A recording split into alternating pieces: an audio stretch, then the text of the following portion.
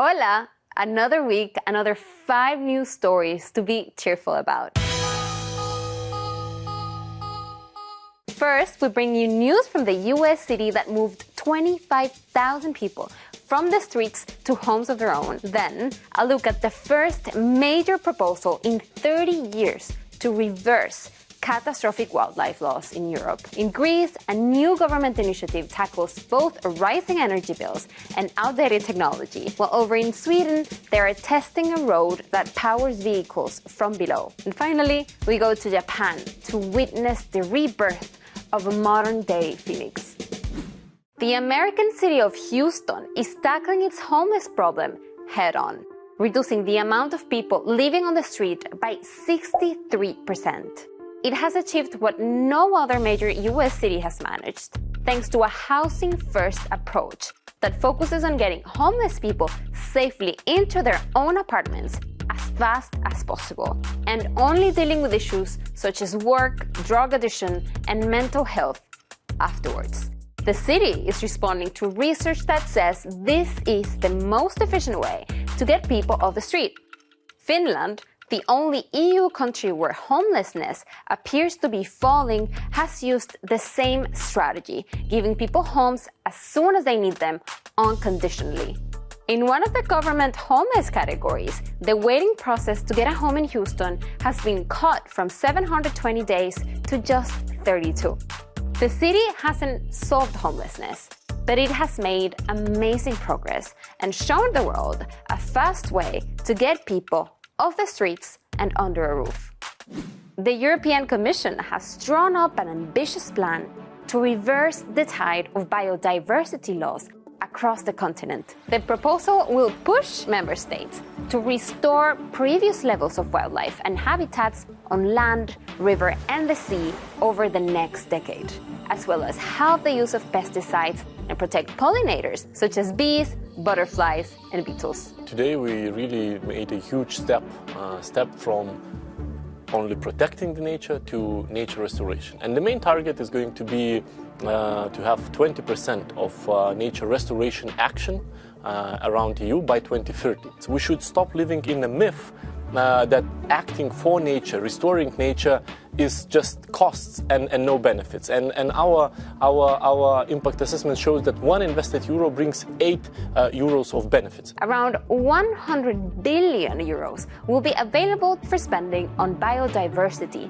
and the restoration of ecosystems.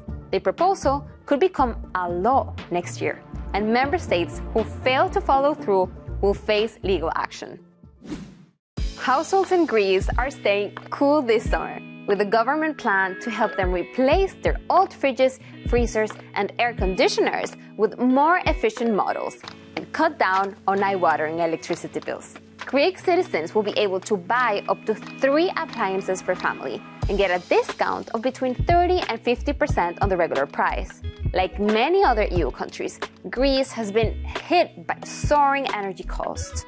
But the country has invested about 7 billion to help households pay their electricity and petrol bills.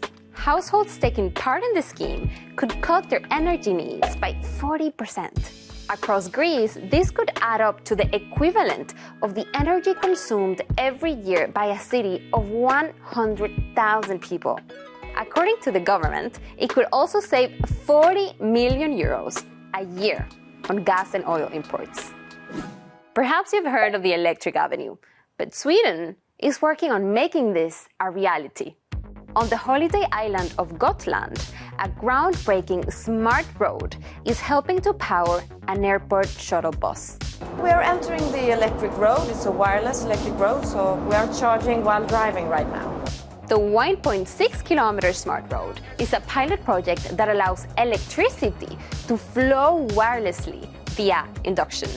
From white copper coils built under the asphalt to 3 receivers installed underneath the bus. It's invisible, so when you look at the road you don't see anything. We have the management units under the ground. That's a big thing for maintenance and for safety. It is claimed to be a world first for charging larger trucks and buses. And they expect the technology to eventually drip down to personal vehicles, such as electric cars. The tech could soon be charging up to 2,000 kilometers of Sweden's busiest roads. And similar projects are underway in Italy, Germany, and Israel. The island of Sado in Japan has a curious mascot. This regal feathered creature is seen on t-shirts, milk cartons, and more striding through the paddy fields. This is a wild toki, a type of ibis that for decades was run dangerously close to extinction. In just under 20 years, however, Japan's toki population has leapt from close to zero to around 500. This is partly due to a stroke of luck in 1981, when a group of 7 toki was discovered in a remote area of China. After a few years, Sado had a large enough population to consider reintroducing the toki to the wild. Toki mostly feed in rice paddies, however, where the chemical used in modern farming methods can be harmful to them. Sado's farmers were asked to halt their use of fertilizers and pesticides, but initially they were reluctant. Until 俺の田んぼにもトキが来たんだから、俺もそういう農業しようって、そういう意識転換がやっぱり始まったんだよね。トキが自ら自分の環境を変えていく役割を、トキ自体が行ってきたっていう一つの経過がある。これ作り話じゃなくて本当の話。